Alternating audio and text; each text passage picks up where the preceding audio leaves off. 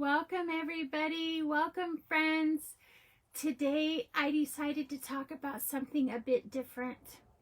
I wanted to talk about domestic violence survivors who enter into a new relationship, right?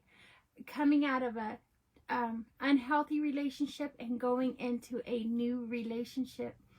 That can be a hard transition, no matter if we have started our healing journey or if we are in the middle of our healing journey.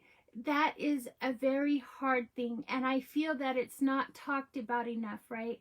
And so I wanted to bring awareness today, and I wanted to talk about it because it is part of a life accounts. It is part of our growing pains for some of us, a percentage of us, right? Some people don't have any control over what their past was, right? And domestic violence survivors are one of them. We didn't have any control over it. And I speak about this topic from my own experiences, okay? And because I am a domestic survivor, thriver, right? Of 13, 15 years, something crazy. And so I wanted to bring this topic to you today, maybe in hopes to give you some encouragement or some tips or tricks, right? So here we go. Once you become into a new relationship with someone, with a healthy relationship, should I say, it is best to inform them that this is your past. And the reason I say that is because even if at the beginning of our healing stage or in the middle of our healing stage, there will be something that will trigger us. There will be something that will make us snap or make us cry or pull that emotional right string that we have, right? And if not soon, it will. It's not a matter of if, it's a matter of when. For sure. Sometimes, like, I know for me, like, my partner could say, "Where's the remote?" And then all of a sudden I'm like, "Oh, why are you talking to me like that?" Right? Like, and all they did is ask, like, "Where's the remote?" Like, I don't have it. Right?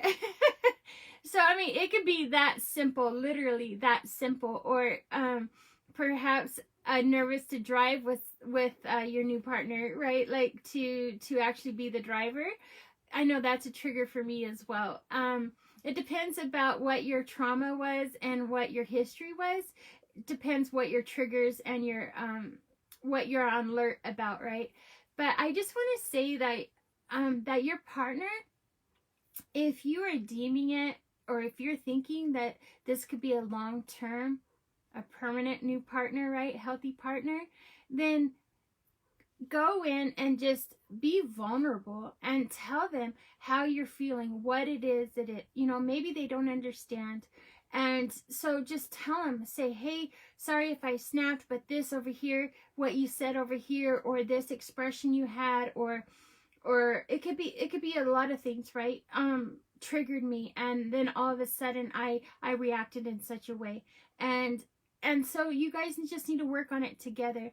Some people have even gotten counseling, and not counseling like in the manner to fix your guys' relationship, because there's nothing wrong with your relationship, right? But because it's a healthy one, but just to be an informative tool. Counseling can be an informative tool. They can help express or explain why you're feeling to your partner, why you're feeling the way you are. What does it mean? What does the certain definitions mean?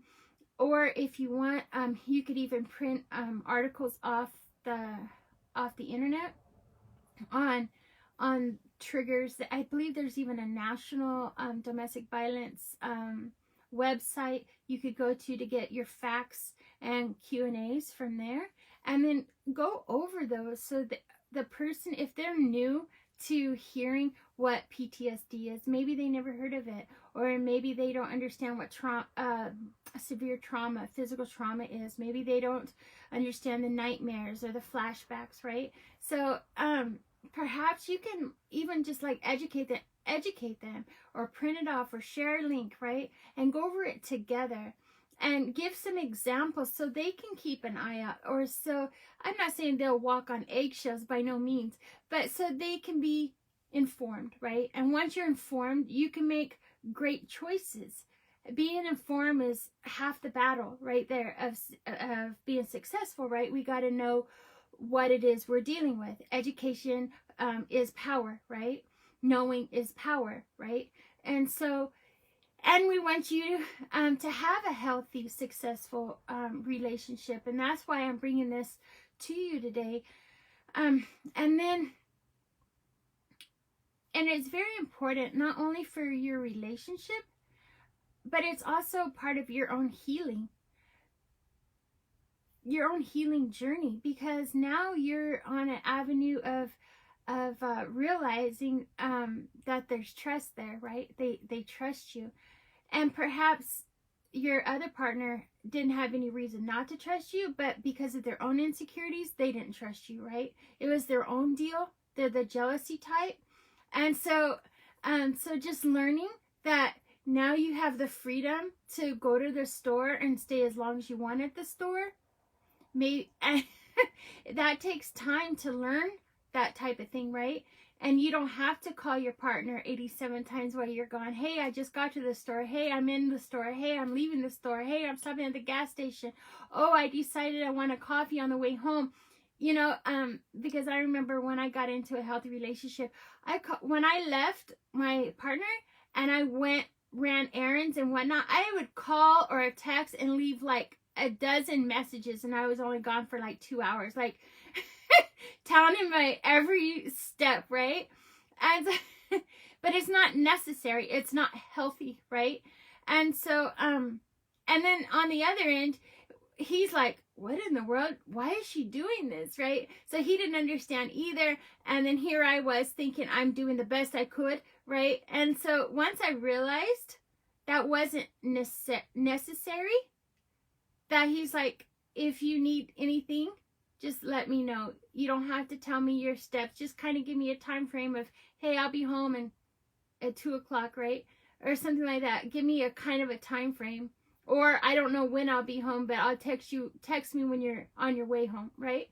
So those are healthy kind of responses. So it's just very nice to bring awareness to your partner and express to them that you're going to need patience, right? You're going to need them to give you patience. And also for me, as being a domestic violence survivor, I need a lot of reassurance, right? Like, did I do good? I did good, right? I mean, not that I need their reassurance to live life, no, but it's just that way because we've gotten beat up, like psychologically, emotionally, right? And our self-esteem got, smashed down. And so we're going to need a lot of reassurance. And since you guys are coming together as one, and once you become one, right, it's just that you have to build each other up. And so it is so nice if they can give you reassurance.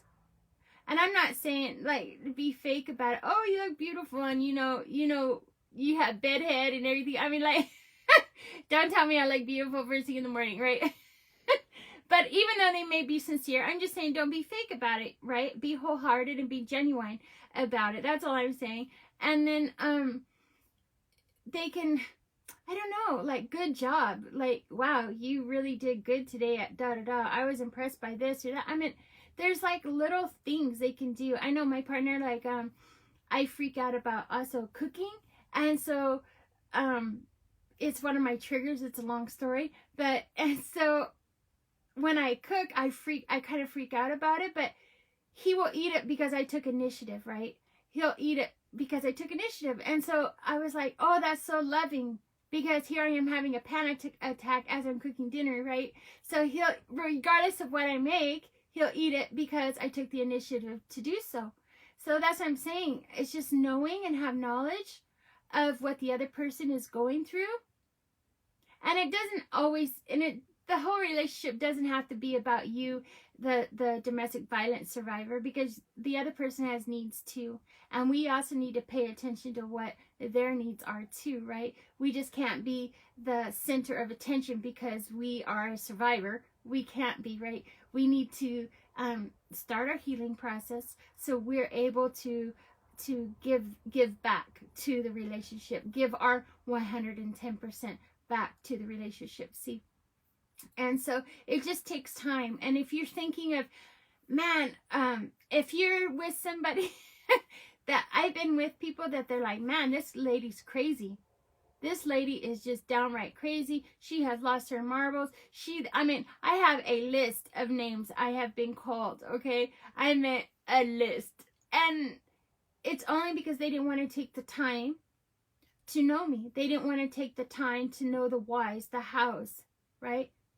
And so because of that, instead of trying to put their best foot forward and meet me part way, I just got classified as being crazy and da-da-da-da. All these outlandish, right? I'm not crazy. I'm a survivor. This is what PTSD looks like, right? This is what flashbacks looks like.